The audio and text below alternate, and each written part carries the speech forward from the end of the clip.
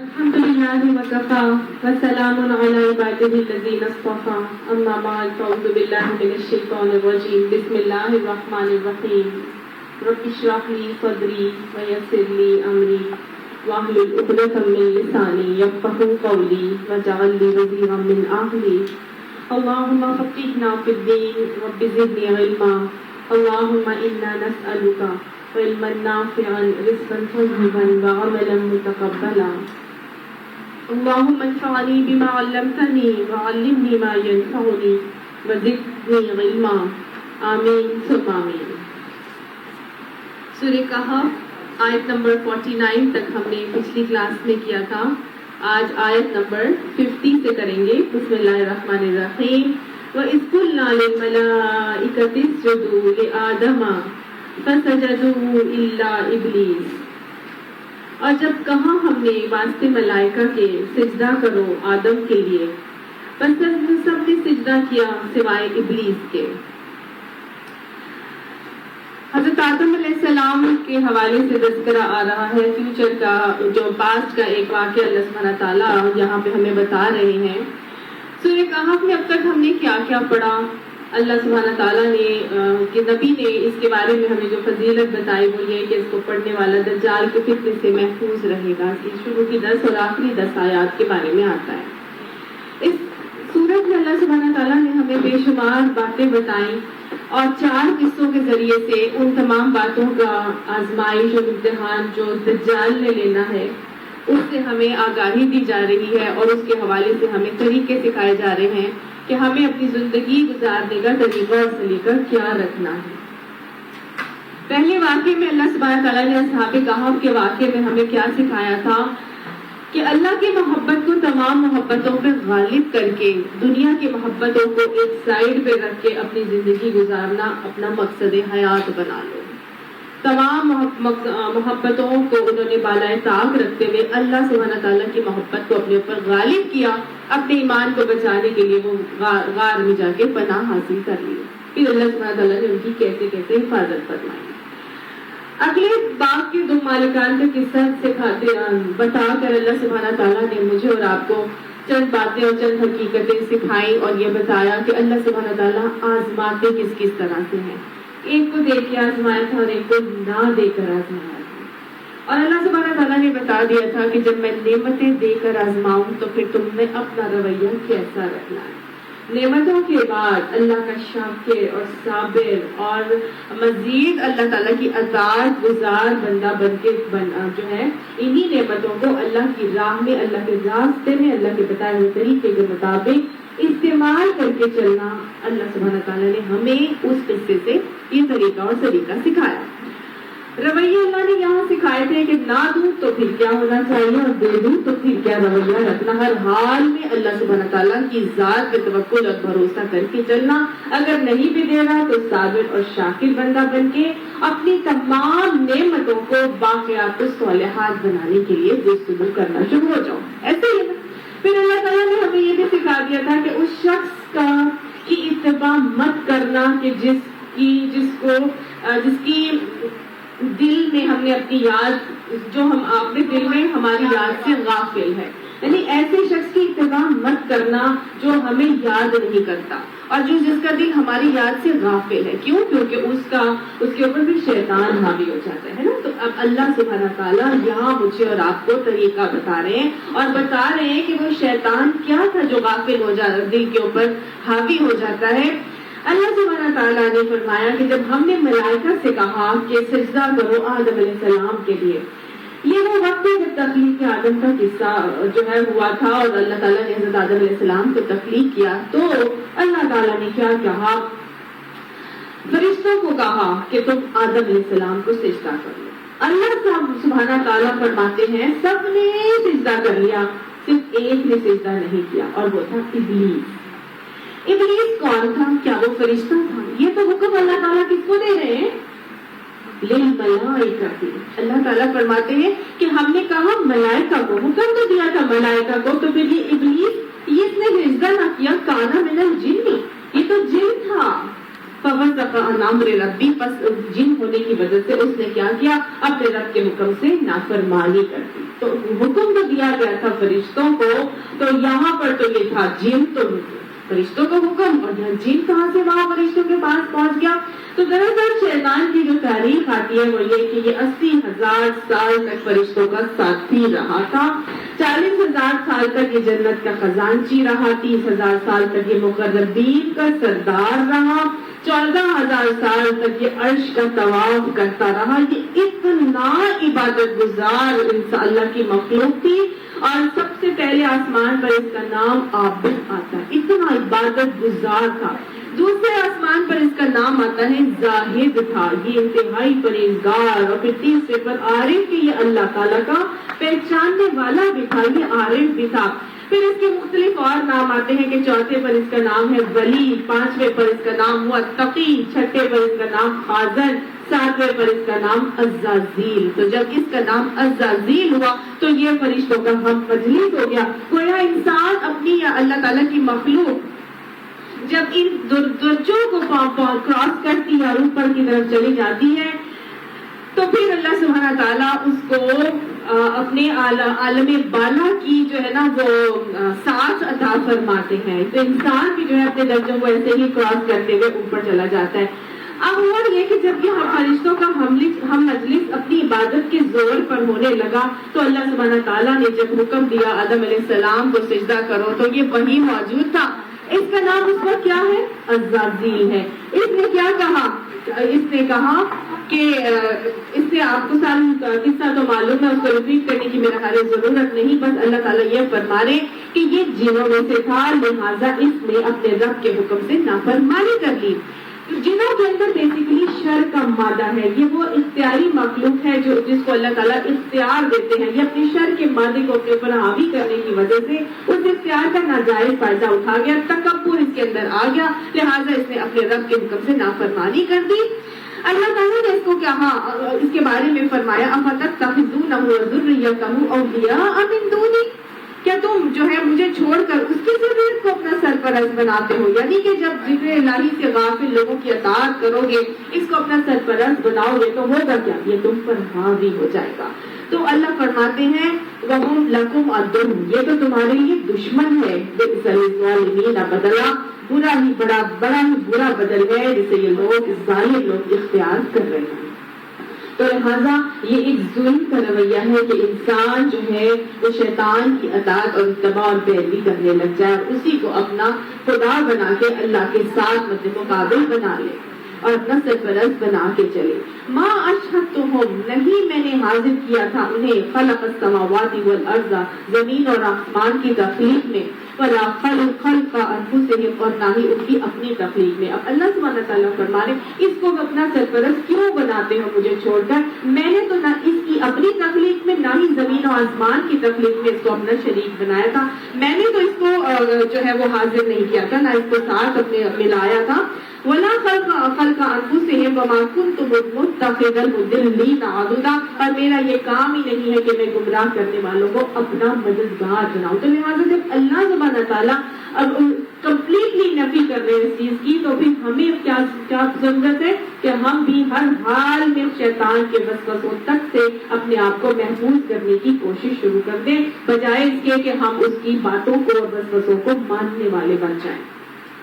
तो यौम यक़ूलु नादी शुरकाइयल्लज़ीना, और उस दिन जबकि वो पुकारेगा, तो क्या कहेंगे, जब रब उनसे कहेगा कि नादु शुरकाइयल्लज़ीना, पुकारो अपने उन शरीकों को, अल्लज़ीना ज़अमतुम, जिनके ऊपर तुम बड़ा ज़ौम समझते रखते थे, फदाओ हो, यानी तुम बड़ा शरीक उनको बनाते थे और मेरा शरीक समझ के बैठे हुए थे, तो फिर वो उनको पुकारेंगे। यानी जिसको हमने शरीक बनाया होगा इस दुनिया में, तो अल्लाह ताला फरमाएगा पुकारो अपने उन शरीकों को जिनको तुम मेरे साथ मद्दे मुकाबिल बना के शरीक ठहराते थे, फदाओ हम, फिर वो सब उनको अपने शरीकों को पुकारेंगे, फलम यस्तजीबु लहुम, पर बस वो उनकी पुकार का जवाब नहीं दे सकेंगे। जाहिर है वो तो खुद अल्लाह के हुक्म की ताबे है और अल्लाह تعالیٰ کے حکم کے آگے تو ان کا آپ کہہ لیجیے پر نہیں مار سکتا، وہ سانس نہیں لے سکتے، تو وہ کیا پکار کے کریں گے، اس کو کس طرح پکاریں گے؟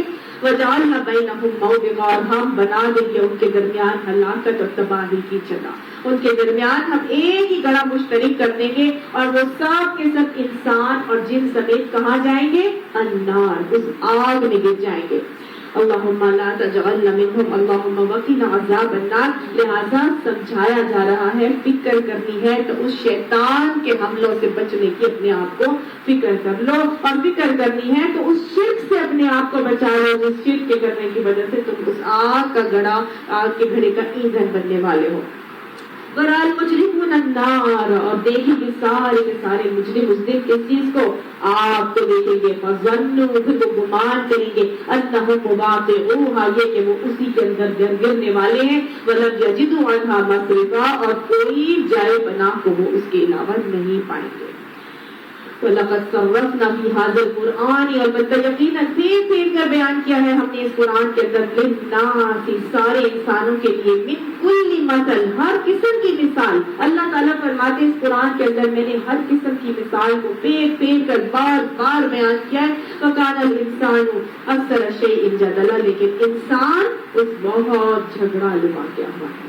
وَمَا مَنَعَ النَّاسَ، اور بس کس چیز نے ان کو روکا ہے؟ أَن يُؤْمِنُوا، یہ کہ وہ ایمان لے، إِذْ جَاءَهُمُ الْهُدَىٰ، کہ جب ان کے پاس ہدایت آ گئی، وَيَسْتَغْفِرُوا رَبَّهُمْ، اور وہ اپنے رب سے استغفار کر لیں، یعنی ہدایت آنے کے بعد اپنے رب سے استغفار کرنے کو کس چیز نے ان کو روک کے رکھا ہے؟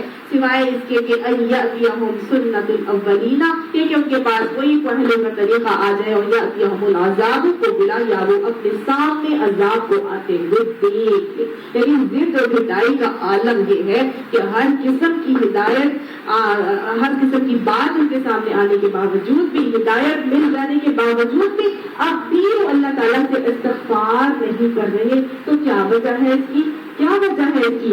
اللہ تعالیٰ فرماتے ہیں ضد اور ہدایت ہے کہ وہ یہی چاہتے کہ بس ہمارے ساتھ بھی اب وہی ہوگا جو پچھلی قوموں کے ساتھ ہوا تھا، یا ہم اپنے سامنے عذاب کو جب تک نہیں دیکھیں گے ہم بات کو مان کے نہیں دیں گے۔ تو آپ دیکھیں یہ رویہ دکھایا جا رہا ہے، کون سا رویہ ہے؟ ضد اور ڈھٹائی کا رویہ ہے۔ یہ ضد اور ڈھٹائی کا رویہ ہے کہ مان کے نہیں دے رہے، کبھی تک وہ استغفار کر رہے ہیں، اور ہر بات آنے کے باوجود بھی وہ ٹس سے مس بھی نہیں ہو رہے۔ وَمَا نُرْسِلُ الْمُرْسَلِينَ، اور نہیں ہم بھیجتے رسولوں کو، إِلَّا مُبَشِّرِينَ وَمُنذِرِينَ، مگر بشارت دینے والا بنا کر اور برے انجام سے متنبع کرنے والا، یعنی ڈرانے والا بنا کر۔ انبیاء اور رسولوں کو اللہ سبحانہ تعالیٰ کس لیے بھیجتے ہیں؟ یا تو بشارت دینے کے لیے، یا پھر برے انجام سے ڈرانے کے لیے۔ وَيُجَادِلُ الَّذِينَ كَفَرُوا، اور وہ جھگڑتے ہیں وہ لوگ جنہوں نے کفر کیا، بالباطل، باطل کے ساتھ، یعنی باطل کے ساتھ وہ ایسے جھگڑتے ہیں، لِيُدْحِضُوا بِهِ الْحَقَّ، تاکہ وہ حق کو نیچا دکھا دے۔ باطل چیزوں کو پکڑ کے رہتے ہیں، اور حال ان کا یہ ہے کہ وہ اچھی چیزیں، حق چیزوں کو اپنی انہی غلط روی سے، انہی باطل چیزوں سے اچھائی کو نیچا دبانے کی کوشش کرتے ہیں۔ وَاتَّخَذُوا آیَاتِي وَمَا أُنزِلُوا هُزُوًا، اور وہ مذاق بنا لیتے ہیں میری آیات کو پکڑ کے، اور ان تنبیہات کو جو انہیں کی گئی تھی، ان تنبیہات کو، ان آیات کو وہ مذاق بنا لیتے ہیں۔ تو ایک اور رویہ بتایا جا رہا ہے کہ کتنا نان سیریس ان کا ایٹیٹیوڈ ہے، فکر ہی نہیں کرتے، اہمیت ہی نہیں دیتے، صرف قرآن کو سنتے ہیں، قرآن کی باتوں کو سنتے ہیں، سمجھتے ہیں، قرآن کلاسز میں بھی جاتے ہیں، اللہ کے دین کے احکامات کو حاصل بھی کرتے ہیں، لیکن ضد و جدائی کا عالم یہ ہے کہ پھر بھی اپنے رب سے استغفار نہیں کرتے، باطل کو اوپر لا لا کے حق کو نیچا دبانے کی کوشش کرتے ہیں۔ انہوں نے ایک مذاق بنا کے رکھا ہے۔ یہ میرا اور آپ کا تذکرہ ہو رہا ہے، اپنے اپنے گریبان میں جھانک کر دیکھیں کہ میرا اور آپ کا بھی یہی حال تو نہیں کہ قرآن پڑھنے کے بعد بھی ہمارا وہی ضد اور جدائی کا رویہ کہ نہیں میرے سے تو برقع نہیں لیا جاتا، نہیں میں تو ایسا فلاں کام کر ہی نہیں سکتی۔ جیسے ہم پہلے کلاس میں آتے تھے، کیا آج بھی ہمارا وہی انداز اور وہی رویہ ہے کہ نہیں یہ کام تو مجھ سے ہو ہی نہیں سکتا؟ اپنے آپ کو ٹٹولنے کی ضرورت ہے۔ کہیں ہمارا بھی اس قرآن کی آیات کو مذاق اور کھیل بنانے کا رویہ تو نہیں کہ ہم بھی تو نہیں اس کو نیچا دکھانے کے لیے کوشش کرنے کے لیے جو ہے وہ ہماری ایفرٹس لگ رہی ہو۔ یقین صلی اللہ علیہ وسلم نے فرمایا تھا کہ قریب ایک شخص کے بارے میں فرمایا تھا کہ عنقریب اس شخص کی نسلوں میں سے ایسے لوگ اٹھیں گے جو قرآن کو مزے لے لے کر پڑھیں گے، لیکن ان کے حال یہ ہوگا کہ ان کے حلق سے نیچے اس کو قرآن نہیں اترے گا۔ اللہم لا تجعلنا منہم۔ بہت سوچنے کی ضرورت ہے، اپنا کڑا محاسبہ کرنے کی ضرورت ہے، کہیں ہم بھی اس کی نسل میں سے تو نہیں کہ مزے لے لے کر قرآن کی کلاسز میں آتے ہیں لیکن حلق کے نیچے ہماری قرآن نہیں جا رہا۔ اللہ ہمیں اس قرآن کا بہترین طالب علم بھی بنائے، اور اس سے جو احکامات ہم پڑھتے ہیں اللہ اس کو ہمارے دلوں میں اتار کے ہمارے جسم کا حصہ بنا کے اللہ تعالیٰ ہمارے سے وہ اعمال کروائے کہ جس کی وجہ سے ہم یہ ثبوت دینے والے بن جائیں گے، اللہ ہم تیرے بندے ہیں، ہم تجھے راضی کرنا چاہتے ہیں، ہم اپنے آپ کو چینج کر کے ہم ایسا بننا چاہتے ہیں جیسا تو بنانا چاہتا ہے، جیسا تو پسند کرتا ہے، اللہ ہمیں ویسا ہی بنا دے۔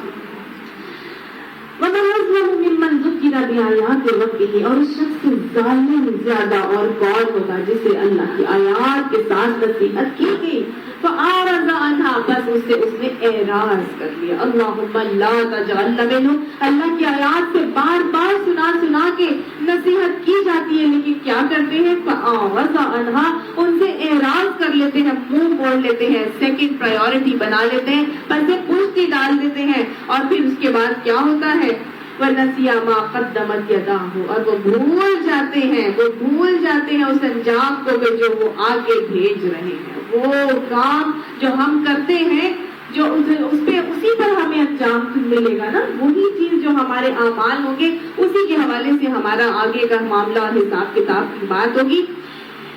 یہ وہ بات ہے جس کے بارے میں آپ سمجھ لیجیے اس طرح سے کہ اللہ کی نصیحت آئی، اللہ کی آیات سنی، ان کو مانا، سمجھا، سب کچھ کیا، لیکن کیا ہوا، عمل میں کوئی چینج نہیں آیا۔ جب عمل میں کوئی چینج نہیں آیا تو وہ ان آیات سے ہم نے اعراض کر دیا، اور پھر بھول گئے کہ آگے ہم نے کون کون سے سامان بھیجے ہیں۔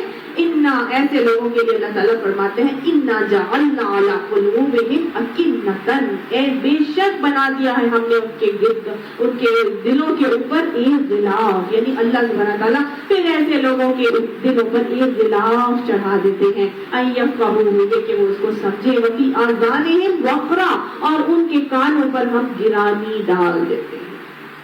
یہ وہ لوگ ہیں جن کے بارے میں حدیث میں آتا ہے، کون سا غلاف ہے یہ؟ گناہوں کا غلاف۔ جب انسان ایک گناہ کرتا ہے تو اس کے دل پر ایک سیاہ دھبا لگ جاتا ہے، اور جب وہ استغفار کر لیتا ہے تو وہ گناہ چھوٹ جاتا ہے، وہ دھبا دھل جاتا ہے، اور جب وہ گناہ سے استغفار نہیں کرتا تو پھر ایک اور گناہ کرتا ہے تو پھر ایک اور سیاہ دھبا لگتا ہے، اور آہستہ آہستہ آہستہ بغیر استغفار کیے جب وہ چلتا رہتا ہے، اپنی زندگی کے دن گزارتا رہتا ہے تو وہ سارے کا سارا دل سیاہ ہو جاتا ہے۔ یہ وہ غلاف ہے جو اس سیاہ دل کے حوالے سے بات کی جا رہی ہے۔ اللہ تعالیٰ نے اس بات کو قرآن پاک میں مختلف جگہوں میں کہا، ایک جگہ یہاں تو آ رہا ہے علی قلوبہم اکنہ، ان کے دلوں کے اوپر ایک غلاف چڑھا دیا، یعنی گناہوں کا غلاف ہے۔ ایک جگہ اللہ تعالیٰ فرماتے ہیں کلا بل ران علی قلوبہم بما کانوا یکسبون، ان کے اعمال کی وجہ سے ان کے دلوں کے اوپر زنگ لگ گیا۔ ٹھیک، ایک جگہ آتا ہے زنگ لگ گیا، ایک جگہ آتا ہے غلاف چڑھا دیا، ایک جگہ اللہ سبحانہ تعالیٰ فرماتے ہیں کہ افلا یتدبرون القرآن ام علی قلوب اقفالها، کیا انہوں نے قرآن کے اوپر غور نہیں کیا یا ان کے دلوں پر قفل لگ گئے؟ تو گویا ایسے زنگ آلود دلوں کے اوپر قفل لگ جاتے ہیں۔ ایک جگہ اللہ تعالیٰ فرماتے ہیں ختم اللہ علی قلوبہم، ان کے دلوں پر اللہ تعالیٰ کی طرف سے مہر لگ جاتی ہے۔ تو ظاہر کانوں میں گرانی آ گئی، دلوں پہ مہر لگ گئی، تو پھر کیا سمجھ میں آنا ہے؟ ان کو پھر کچھ نہیں سمجھ میں آتا۔ ایک جگہ اللہ تعالیٰ فرماتے ہیں پھر ایسے لوگوں کے دل سخت ہو جاتے ہیں، ان کو کوئی قرآن کی آیات پڑھ کے ان کا وہ حال نہیں ہوتا کہ بھائی ذات الیت علیہم آیاتہ زادتہم ایمانا، ان کا نہ ایمان بڑھتا ہے اس سے، اور نہ ہی ان کے جو ہے وہ دل لرزتے ہیں، اور نہ ہی وہ خود سجدوں کو بکیا زار ہوتے ہوئے سجدے میں بھی نہیں جاتے۔ اللہ تعالیٰ ان آیات کو ہمارے دلوں پہ ایسے اتارے کہ ان آیات کی وجہ سے ہمارے دل میں لرزنے لگے، ہمارے ایمان بھی بڑھ جائے، اور ہمارے اعمال کے اندر بھی جو ہے وہ چینج آئے، اور ہمارے اس کے اعمال میں استقامت بھی آئے۔ اللہ تعالیٰ آگے فرماتے ہیں وَإِن تَدْعُوهُمْ، اگر تم ان کو پکارو إِلَى الْهُدَىٰ، ہدایت کی طرف، فَلَن يَهْتَدُوا إِذًا أَبَدًا، ان کو کبھی بھی ہدایت نہیں ملے۔ کیوں ہدایت نہیں ملے؟ وجہ آپ کے سامنے، کیونکہ ان کو کوئی سمجھ ہی نہیں آتی. وہ قرآن کی کلاسز میں بھی آتے ہیں لیکن دلوں میں اتنے بھی لاکھ کے پردے چڑھے ہوئے ہیں کہ ان کو قرآن کی آیات جو کھول کھول کر بھی بیان کی جائے پھر بھی ان کو اللہ تعالیٰ فرماتے ہیں فَلَن يَهْتَدُوا، ہرگز بھی وہ ہدایت نہیں پائیں گے. اِذًا ابدا کبھی بھی ان کو ہدایت نہیں ملے گی. تو گویا رویہ بتایا جا رہا ہے یہ کن لوگوں کو ہدایت نہیں مل رہی؟ ان لوگوں کو ہدایت نہیں مل رہی جو ضد اور ڈٹائی پہ اڑے ہوئے ہیں اور قرآن کو سمجھ کے بھی نہیں رہے. سمجھنے کے باوجود بھی عمل میں چینج نہیں آ رہا. کیوں نہیں آ رہا؟ کیونکہ زبانوں پہ ذکر الہی نہیں ہے. شیطان ان کے اوپر حاوی ہے اور وہ اللہ تعالیٰ کی آیات کو سننے کے بعد بھی ایسے ہو جاتے ہیں کہ جیسے ان نے سنا ہی نہیں. سمجھ آ گئی؟ کفر لیے آتے ہیں اور کفر ہی لیے ہوئے چلے جاتے ہیں. تو اگر میں اور آپ چاہتے ہیں کہ ہم اللہ تعالیٰ سے ہدایت پا جائیں، یہ قرآن کی کلاس میں میں اور آپ کیوں آتے ہیں؟ اسی لیے تو آتے ہیں تاکہ ہمیں ہدایت مل جائے. تو پھر اپنے اپنے رویے کو چینج کرنا بہت ضروری ہے. اللہ تعالیٰ ان باتوں کو ہمیں سمجھائے. اب سمجھ میں آ گیا اچھا یہ کرنا ہے. تو پھر رب فرماتا ہے وَرَبُّكَ الْغَفُورُ ذُو الرَّحْمَةِ، تمہارا رب تو بہت ہی بخشنے والا ہے، رحمت والا ہے. لہٰذا اگر ابھی تک بھی ضد و ڈٹائی سے اڑے ہوئے تھے، انا پرستی آ گئی تھی، وہ پہ دنیا کا شکار تھے، یا تمہیں علم نہیں تھا یا تمہیں یہ ساری باتیں اب سمجھ میں آنا شروع ہو گئی لیکن پچھلی زندگی گناہوں سے بھری ہوئی گزاری تھی، تو کوئی بات نہیں، آج بھی پلٹ آؤ. یستغفروا کا معاملہ کر لو، اپنے رب سے استغفار کر لو. تمہارا رب تو بیٹھا ہی بخشنے کے لیے ہے. رحمت تو اس کا شیوا ہے. رحمت ہوتی وسعت کل شیء، اللہ تعالیٰ کی رحمت ہر چیز پر حاوی ہے. لہٰذا جب تمہارا رب وسیع رحمت والا ہے، معاف کرنا اس کا شیوا ہے، تو پھر اس سے معافی طلب کر لو. لو یؤاخذہم بما کسبوا، اگر وہ پکڑ لیتا ان لوگوں کو ان کے اعمال کے بدلے جو انہوں نے کمایا تھا، لعجل لہم العذاب، تو ان کو عذاب دینے میں جلدی کر دیتا. یہ اللہ کی رحمت نہیں کہ اللہ تعالیٰ فرماتا ہے کہ میری رحمت اتنی زیادہ ہے کہ اگر میں تم لوگوں کو تمہارے کرتوت کے اوپر پکڑ لیتا تو میں تو عذاب دینے میں بہت جلدی کر لیتا. آج اگر میں اور آپ اپنا محاذ بدل کریں، بحیثیت امت اپنے آپ کو دیکھیں، بحیثیت فرد اپنے آپ کو دیکھیں، بحیثیت ایک گھرانہ اپنے آپ کو دیکھیں، تو کون سے ایسے گناہ ہیں جو ہم نہیں کر رہے؟ کون سی ایسی چیزیں ہیں جو بحیثیت قوم، بحیثیت امت ہم ان خرابیوں کا شکار نہیں ہے جن کی ایک ایک خرابی کے اوپر پوری قوم کے اوپر جو ہے وہ اللہ تعالیٰ کا عذاب آ گیا تھا. لیکن پھر بھی اللہ تعالیٰ کیا کر رہے ہیں؟ ہمیں ڈیل دیے جا رہے ہیں، ہمیں معاف ہی کیے جا رہے ہیں. وہ پکڑ کر نہیں ہے اب کہ ہمیں عذاب دے دے. بل لہم موعد، بلکہ واسطے ان کے وعدے کا ایک وقت مقرر ہے. اللہ تعالیٰ نے ہر ایک کے لیے ایک مقرر وقت رکھا ہے. لن یجدوا من دونہ موئلا، اور پھر اس سے نکلنے کی تم کوئی راہ نہیں پاؤ گے. اس کا وعدے کا وقت جب آئے گا پھر کوئی ہلانے سے نہیں ہل سکے گا، کوئی معاف کرنے سے معاف نہیں ہو سکے گا، کوئی توبہ کا دروازہ بند ہو جائے گا. توبہ کا دروازہ تو جب موت کی غرغر شروع ہوتی ہے تو بند ہو جاتی ہے. فرشتوں کو جب وہ اپنی آنکھوں کے سامنے دیکھتا ہے کہ یہ تو آگے کفن لے کر کپڑا اور میری موت کو نکالنے کے لیے میری روح کو میرے اندر سے، اس وقت وہ کہتا ہے ہائے اب تو حقیقت آنکھوں کے سامنے آ گئی. تو کشفنا عنک غطاءک فبصرک اليوم حدید، آج تو تیری نگاہ بڑی خوب تیز ہے. اب اس کو سب سمجھ میں آ جاتا ہے. اب وہ فوراً توبہ کرنے لگتا ہے جیسے فرعون نے بھی توبہ کی تھی. تو اللہ تعالیٰ نے بھی کہا تھا ایسے توبہ کو میں قبول نہیں کرتا. تو وعدے کا ایک وقت مقرر ہے، اور پھر جب وعدے کا وقت آ گیا، جب ملک الموت آ گیا، تو پھر وہاں سے نکلنے کی وہ کوئی راہ نہیں پائے گے. لہٰذا کیا سمجھ میں آ رہا ہے کہ اس وقت کے آنے سے پہلے اس زندگی کی مہلت عمل میں ہی اپنے اعمال کی درستگی کر لی جائے اور اپنے آپ کو اللہ تعالیٰ کی ذکر الہی کی طرف مائل کر لیا جائے اور شیطان کے وسوسوں سے بچ کے اللہ کی ہدایت سے جڑ جایا جائے اور اپنے اعمال کو درست کر لیا جائے. وَتِلْكَ الْقُرَىٰ أَهْلَكْنَاهُمْ، اور یہ تو بستیاں ہیں جن کو ہم نے ہلاک کر دیا. وَلَمَّا ظَلَمُوا، جب بھی انہوں نے ظلم کیا تھا. ہماری بستی میں کتنے ظلم ہو رہے لیکن اللہ تعالیٰ ہمیں ہلاک نہیں کر رہا. کیوں؟ کیونکہ اللہ تعالیٰ نے رحمت ابھی بھی ہمارے اوپر برسا کے رکھی ہوئی ہے. اللہ کا کتنا احسان ہے کہ اتنی ساری باتوں کے باوجود بھی اللہ تعالیٰ کہتا ہے وہ ظلم کرتے تھے تو ہم ان کو ہلاک کر دیتے تھے. یہ بستیوں کی کہانیاں ہیں, یہ بستیوں کی سرگزشت ہیں, تمہارے سامنے موجود ہے, میرے سامنے ادھر ادھر آگے پیچھے ہر جگہ ہمیں نظر آتی ہے. وَجَعَلْنَا لِمَهْلِكِهِمْ مَوْعِدًا, اور ہم نے ہر ایک کے لیے ہلاکت کا ایک وقت مقرر کر رکھا تھا.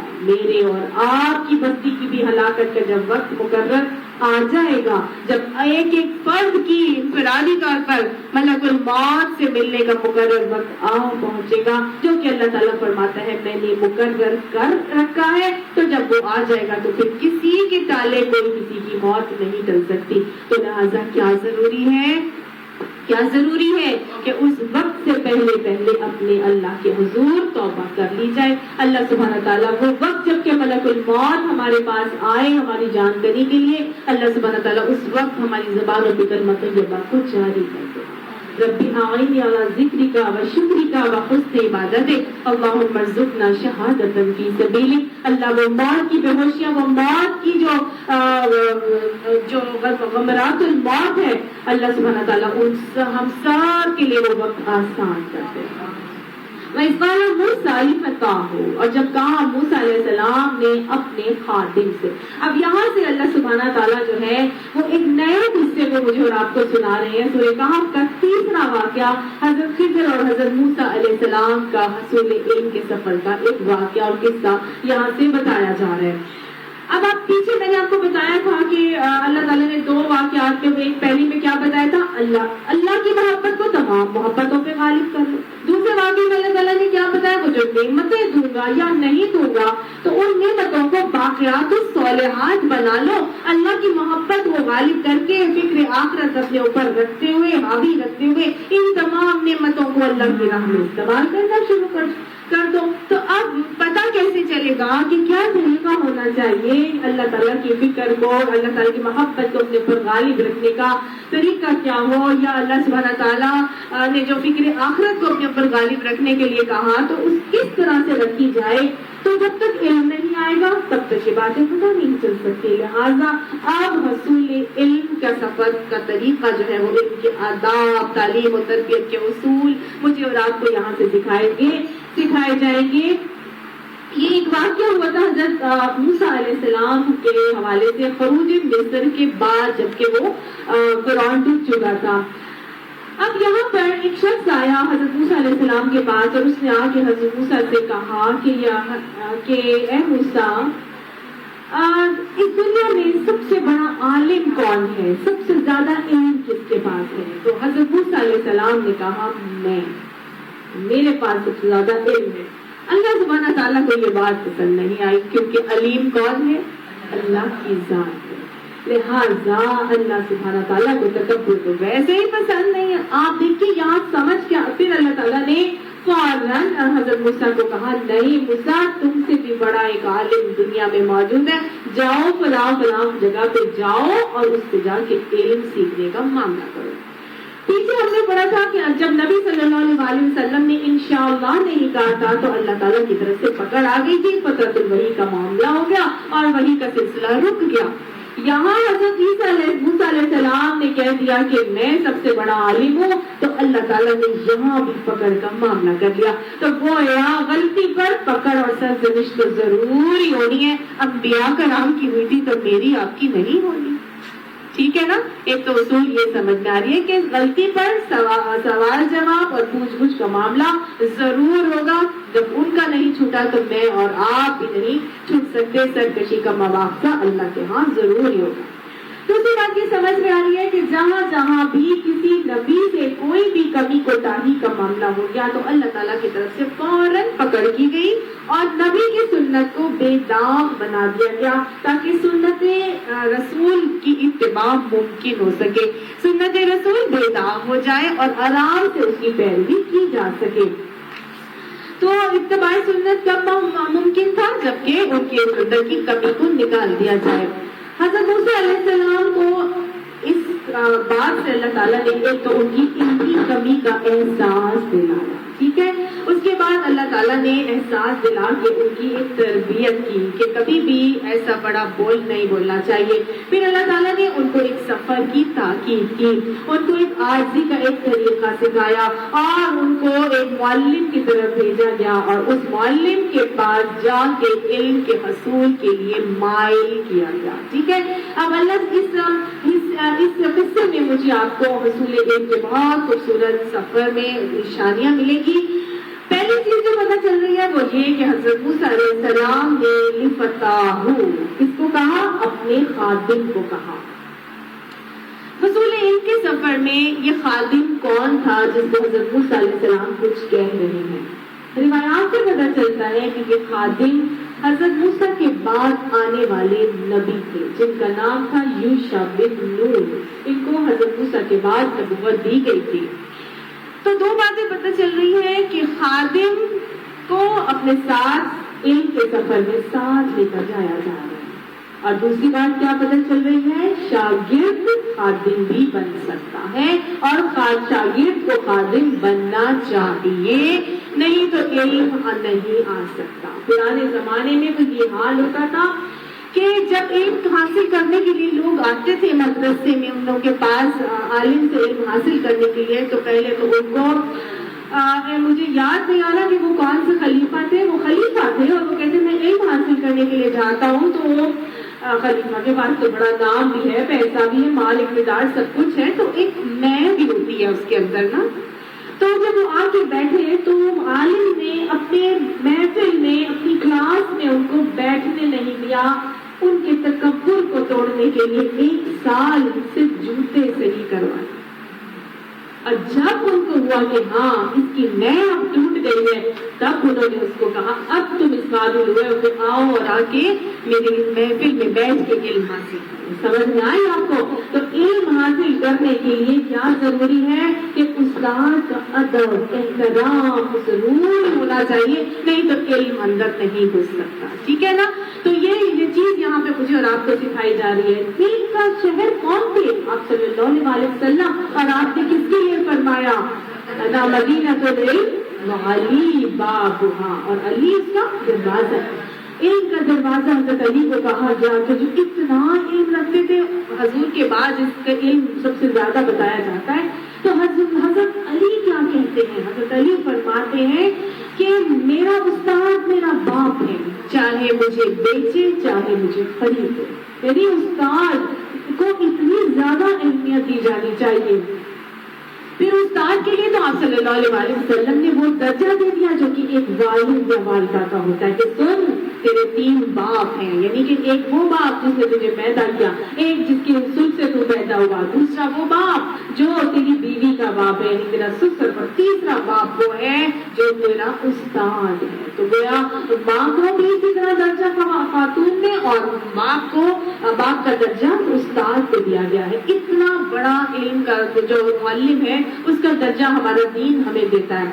تو یہاں پر کس کو لے کر جا رہے ہیں اپنے ساتھ؟ اپنے خادم کو. مجھے اور آپ کو یہ سوچنا ہے کیا ہمارے خادم ہمارے ساتھ علم حاصل کرنے آتے ہیں؟ کیا ہم اپنے خادموں کے استاد ہیں؟ ٹھیک ہے نا.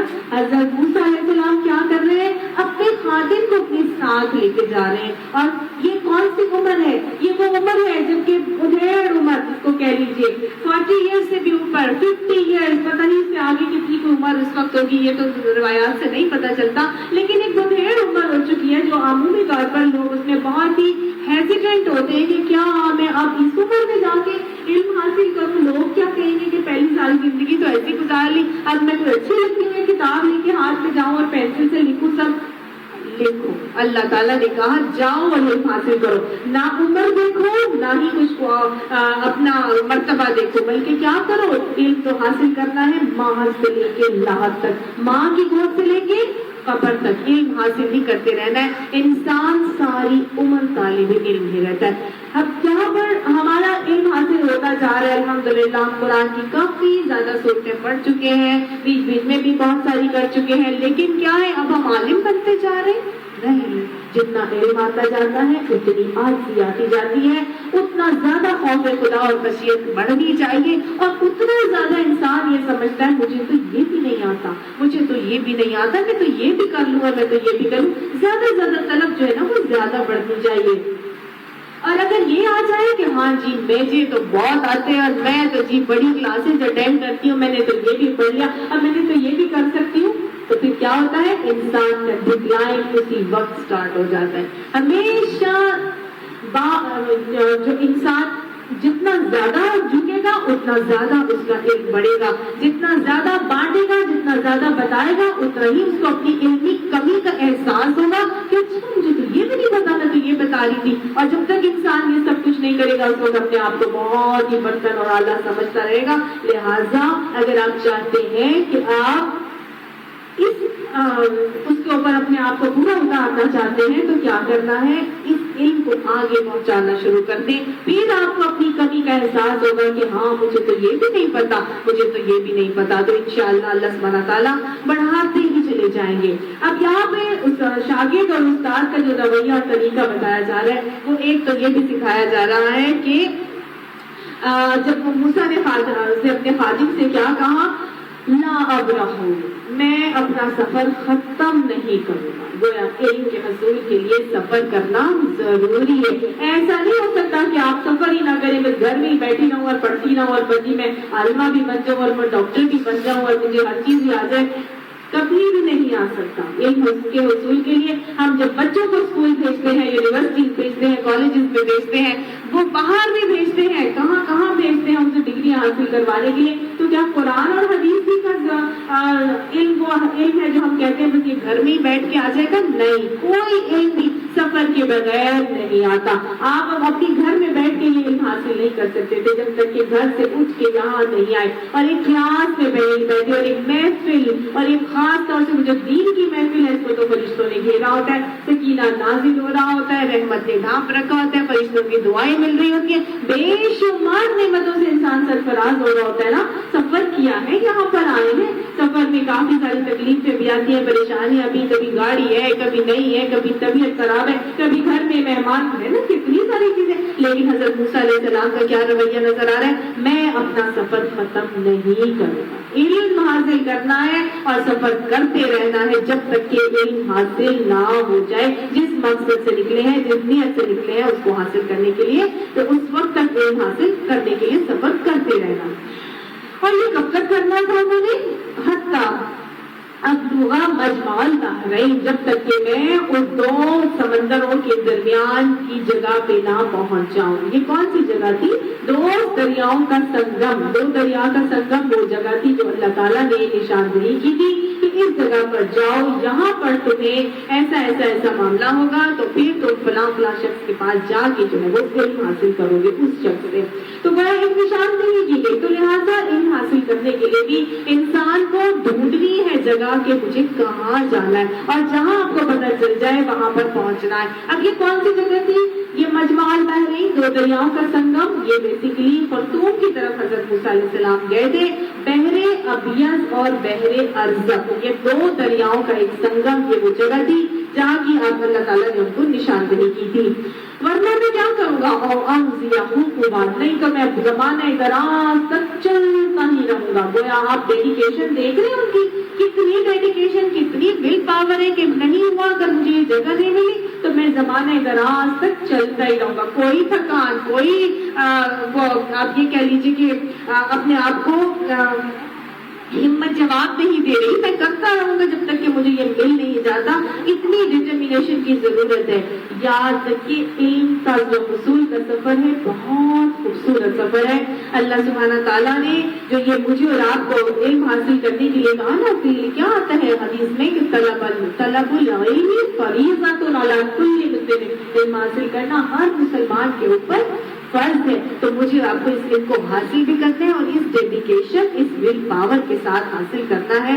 اللہ سبحانہ تعالیٰ ہمیں زندگی کی آخری سانسوں تک قرآن کا طالب علم بنائے رکھے. اللہ سبحانہ تعالیٰ ہمیں زندگی کی آخری سانسوں تک اللہ اس کی آگے بھی دعوت و تبلیغ کا کام کرنے کی توفیق عطا فرماتا رہے. اللہ سبحانہ تعالیٰ یہ قرآن جو ہم سمجھ کے پڑھ رہے ہیں, پڑھا رہے ہیں, اللہ سبحانہ تعالیٰ اس کے ختم ہونے کے بعد مزید ایمان کی حلاوت اور ایمان کی بڑھوتری کے ساتھ ہمیں اور اپنا قرب عطا فرما. اور اللہ سبحانہ تعالیٰ آخری وقت تک ہمیں قرآن کا طالب علم رکھنا. یہ کبھی نہ سوچے گا کہ بس اب میرا یہ قرآن ختم ہونے والا ہے تو بس اب میرا یہ کورس ختم اور ختم نہیں. اس کے بعد تو اصل چیز شروع ہوتی ہے. جن لوگوں نے میرے ساتھ کورس کر لیا, مجھے سرٹیفکیٹس ملے تھے, تو یہ وہی ریئلائز کرتے ہیں اور وہی بتاتے ہیں کہ ہمیں لگتا ہے کہ کام تو ہمارا اب شروع ہوا ہے. ایسا لگتا ہے کہ جیسے پڑھنا تو ہم نے اب شروع کیا, اور جو پڑھانا شروع ہو گیا الحمدللہ وہ بھی یہی کہتے ہیں کہ لگتا ہے پڑھنا تو ہم نے اب شروع کیا ہے. وہ تو ہم صرف سن رہے تھے یا ہم ٹیسٹ دیتے جا رہے تھے. ہم سمجھ آ رہی ہے نا کہ آہستہ آہستہ ایک جو ہے وہ آہستہ آہستہ بڑھتا ہی چلا جانا چاہیے. اللہ تعالیٰ سے دعا کیا کریں, اللہ تعالیٰ کبھی بھی کوئی گھڑی ایسی نہ ہو کہ جس میں ہم قرآن کے طالب علم نہ رہیں. اللہ تعالیٰ نے باقاعدہ حضور صلی اللہ علیہ وآلہ وسلم کو علم کے حصول کے لیے دعا سکھائی تھی. کون سی دعا سکھائی تھی؟ اللہ میرے علم میں اضافہ فرما. یہ وہ خصوصی چند دعائیں ہیں جو اللہ تعالیٰ نے نبی صلی اللہ علیہ وسلم کو سکھائی.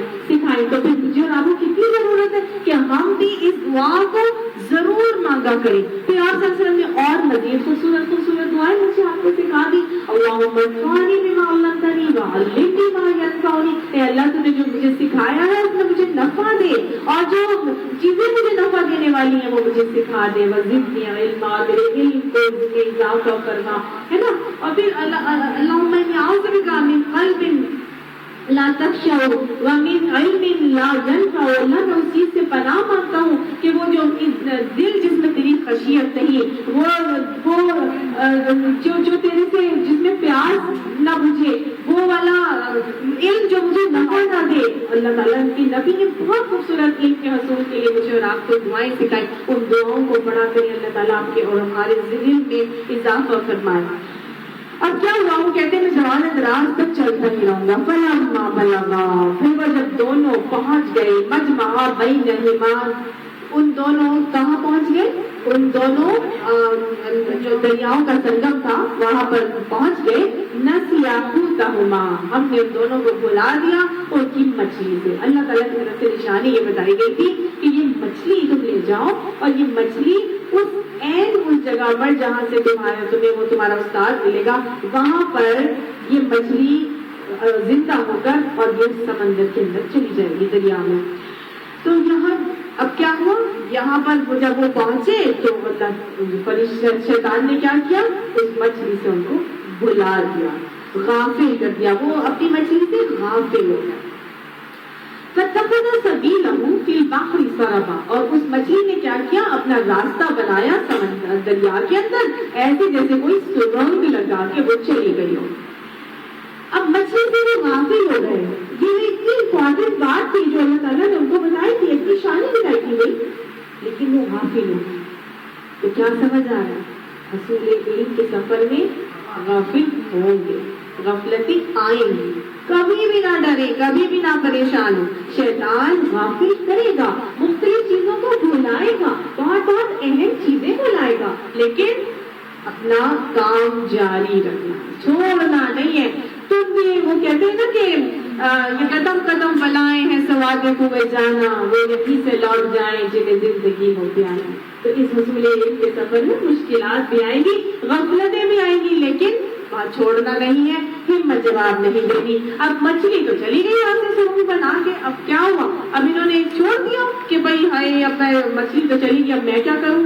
تو جاوزا, پھر آگے جب گئے تو قال الفتاہ, ان حضرت موسیٰ نے پھر سے اپنے خادم سے کہا آتنا غداءنا. اب اللہ کی طرف سے مچھلی تو جا چکی تھی, ان لوگوں کو پتہ ہی نہ چلا. تھوڑا اور آگے گئے تو موسیٰ علیہ السلام نے اپنے خادم سے کہا آتنا غداءنا, ہمارا ناشتہ لاؤ, ہمارا ناشتہ نکالو, ہم کھائیں. تو کیا سمجھ آ رہے ہیں کہ استاد اپنے شاگرد کو کام دے سکتا ہے, اور شاگرد کو بھی کیا چاہیے کہ وہ استاد کی خدمت کرے. تو یہ کوئی غلط بات نہیں ہے, اگر استاد اپنے شاگرد سے کوئی کام لیتا ہے تو اس کو باقاعدہ اس کام کو کرنا چاہیے اور اس میں رکنا نہیں چاہیے. اب اپنا ناشتہ مانگ رہے ہیں, وہ آگے سے کہتے ہیں لقد لقینا من سفرنا هذا نصبا، اس سفر میں تو ہم بری طرح تھک گئے. تو گویا حضور نے ایک سفر میں تھکاوٹ تو آئے گی، انبیاء تو آ رہی ہے تو مجھے اور آپ کو نہیں آئے گی. حضور علم کے سفر میں جب تک کہ تھکیں گے نہیں کبھی بھی علم اندر گھسے گا نہیں. کبھی بیٹھنے کی تھکاوٹ آئے گی، کبھی لکھ لکھ کے ہاتھ دکھیں گے، کبھی سمجھ نہیں آئے گا کہ اس کو کیسے یاد کروں، ہے نا. ٹیسٹ بھی ہوں گے، تھکاوٹیں تو آئیں گی. تھکاوٹیں آئیں گی تو علم اندر جائے گا. آپ لوگ اچھی طرح سے اس بات کو سمجھ گئے ہیں کہ جن صورتوں کا ٹیسٹ نہیں لیا گیا وہ صورتیں یاد ہی نہیں، اور جو صورتوں کا ٹیسٹ دے دیا ہے وہ کیسے ازبر ہو گئی الحمدللہ، ہے نا. تو تھکاوٹ جب تک نہیں آئے گی علم اندر نہیں گھسے گا. تو کبھی راتوں کی نیندوں کی تھکاوٹیں آئیں گی، کبھی پوری نہیں ہو رہی، کبھی کندھے دکھ رہے ہیں، کبھی سر میں درد ہے، کبھی ہاتھوں میں درد ہے، کبھی کمر میں درد ہے، بیٹھا نہیں جا رہا اتنی دیر، کبھی گرمی بہت لگ رہی ہے، کبھی سارا جسم ہی تھکاوٹ سے چور ہو رہا ہے. لیکن ان تمام تھکاوٹوں کے لیے تیار رہتے ہیں. اگر تھکاوٹ سے ڈرتے ہیں تو لوٹ جانا ہے، اور اگر علم حاصل کرنا ہے تو پھر تھکاوٹ کے لیے اپنے آپ کو تیار کرنا ہے. میں بھگا ہی رہی ہوں، میں آپ کو انکریج کر رہی ہوں. اچھا جی، اس کے بعد کیا ہوا؟ خالا، پھر موسیٰ علیہ السلام کے خادم نے کہا ارأیت اذ اوینا الی الصخرۃ، کیا آپ نے دیکھا کہ کیا ہوا اس چٹان کی طرف آپ نے دیکھا؟ فإنی نسیت الحوت، کہ جب ہم اس مچھلی سے غافل ہو گئے تھے. آپ نے دیکھا یہ کیا ہوا کہ جب ہم اس چٹان کے پاس ٹھہرے ہوئے تھے تو ہمیں مچھلی کا خیال نہیں رہا اور ہم مچھلی سے غافل ہو گئے. وَمَا أَنسَانِيهُ إِلَّا الشَّيْطَانُ، اور شیطان نے مجھے غافل کر دیا تھا ان اذکرہ، کہ میں اس کا آپ سے ذکر کرتا. وَاتَّخَذَ سَبِيلَهُ فِي الْبَحْرِ عَجَبًا، اور وہ دریا میں ایک عجیب سا راستہ بنا کے تو اندر ہی چلی گئی. یعنی شیطان نے مجھے ایسا بھلا دیا، مجھے پتا چلا تھا کہ مچھلی اندر چلی گئی، لیکن شیطان نے مجھے غافل کر دیا تھا اور میں اس کا ذکر کرنا آپ سے بھول گیا. تو حضور علم کے سفر میں شیطان ہمیں بہت ساری چیزوں سے غافل کرنے کی کوشش کرے گا اور بھلائے گا، لیکن ہمیں سمجھ جانا ہے کہ یہ سب کس کے فتنے ہیں؟ شیطان کے. تو شیطان کے فتنوں اور وسوسوں سے بچنے کے لیے پھر ایک طالب علم کو کیا ضروری ہے؟ کیا ضروری ہے کہ وہ کیا کرے؟ اعوذ باللہ من الشیطان الرجیم، رب اعوذ بک من همزات الشیاطین واعوذ بک رب ان یحضرون، کو بار بار پڑھا. ٹھیک ہے.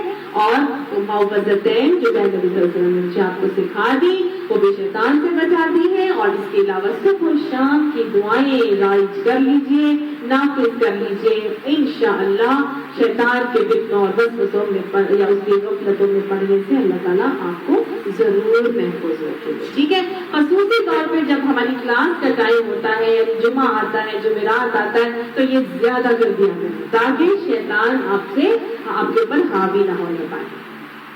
اب کیا ہوا؟ موسیٰ علیہ السلام نے کہا ذالک ما کنا نبغی، اسی کی تو ہمیں تلاش تھی، بھائی تم نے ہمیں بتایا کیوں؟ اب اپنے خادم سے غلطی ہو گئی ہے، لیکن استاد کیا کر رہا ہے؟ کوئی ڈانٹ ڈپٹ کا معاملہ نہیں، کوئی جھگڑا لڑائی نہیں ہو رہی نہ. بھائی شاگرد ہے، اس سے کمی کوتاہی ہو جائے گی، لیکن اگر شاگردوں کے ساتھ ان کی غفلتوں پہ سختی کی جائے گی تو طالب علم بھاگ جائیں گے. لہٰذا آرام سے معلم کو بھی چاہیے کہ وہ آرام سے اپنے شاگردوں کے ساتھ معاملات کریں. پھر کیا ہوا؟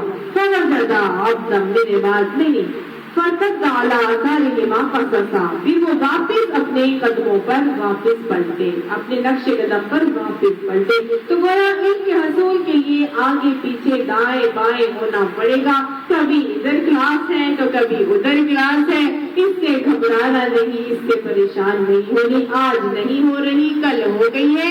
جتے رہے، ڈٹے رہے علم حاصل کرنے کے لیے. کبھی ادھر یا کبھی ادھر بھی جانا پڑے تو پریشان نہیں ہونا. اور کیا کرنا ہے؟ اس کے لیے اپنے آپ کو تیار رکھنا ہے.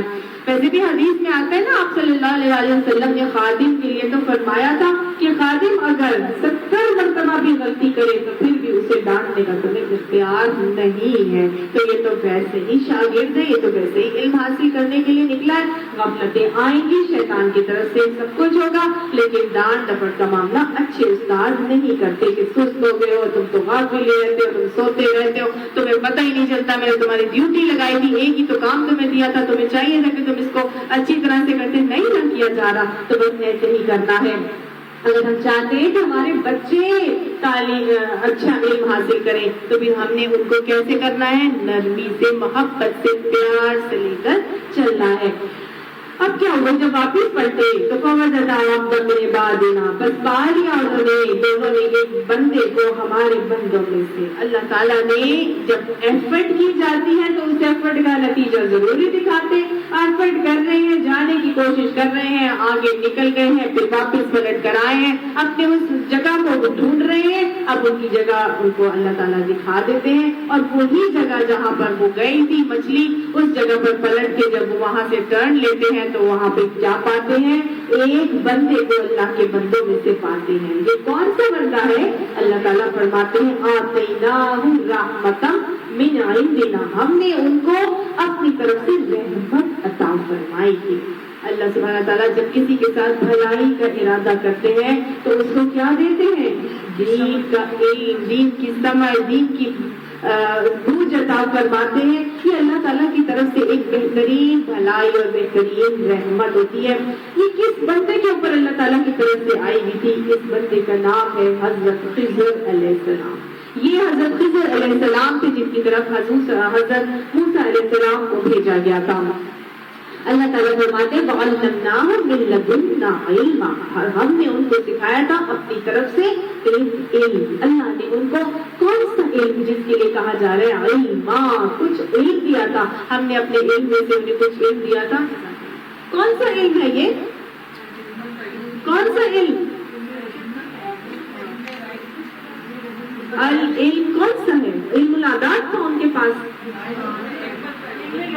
حکمت، اللہ تعالیٰ نے ان کو حکمت عطا فرمائی. ٹھیک ہے، یہ حکمت اللہ تعالیٰ کی طرف سے ان کو دی گئی تھی، اور یہ ایسی حکمت تھی جو اللہ تعالیٰ اپنے جس کے لیے کیا فرماتے ہیں وَمَن یُؤْتِ الْحِکْمَةَ فَقَدْ أُوتِیَ خَیْرًا کَثِیرًا، جس کو ہم نے حکمت دے دی اس کو تو خیر کثیر عطا فرما دی. تو اللہ تعالیٰ نے ان کو حکمت عطا فرمائی تھی، اپنی طرف سے ایک علم عطا فرمایا تھا. العلیم کون ہے؟ وہ اللہ ہے. اس العلیم نے ایک علم، حکمت کا علم جو ہے وہ انہیں عطا فرمایا تھا. اور العلم جو ہے وہ قرآن اور حدیث کے علم کو کہا جاتا ہے. ٹھیک ہے، قرآن اور حدیث کا علم جب کسی کے پاس آتا ہے تو خود بخود حکمت اللہ تعالیٰ کی طرف سے اس کو عطا کرنا شروع ہو جاتی ہے.